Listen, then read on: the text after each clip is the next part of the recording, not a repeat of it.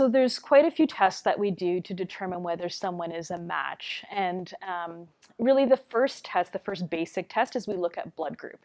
So many people may be familiar with the term that an O blood group is the universal donor, meaning that if someone is a blood group O, they can actually give to all blood groups.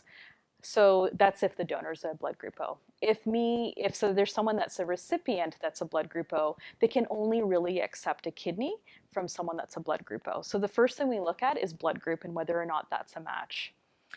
The second portion of tests that we do to look at matching includes something called histocompatibility or HLA matching. So it's a very big word that really means that we look at kind of from a genetic standpoint whether or not someone might be a match. So we know that a mother, for example, could give to their child, and the mother will be at least half a match with their child because of genetics. Their mother will pass on half of her genetics to her child, and so that would be a fairly good match. But you also have spouses that may give to their spouse, and typically spouses may not be a genetic match with their spouse, and they can still give to their spouse. So matching is important from a genetics standpoint, looking at basically what you have in your genes and what is expressed in your body. It's important, but it's not everything. Meaning that we know that even if you're not a match, half a match like you would be with your parent, that a kidney transplant from your spouse may have the same opportunity to do just as well as someone that's related to you. And we have studies to show that. So we look at that.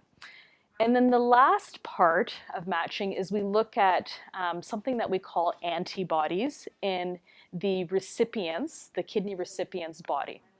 Antibodies are sometimes difficult to understand, but really what we look for is antibodies or soldiers that might be present in someone's body. We all have antibodies and soldiers that we can detect, and typically they're good. They're there to actually fight infection and cancer and unwanted unwanted things in our body.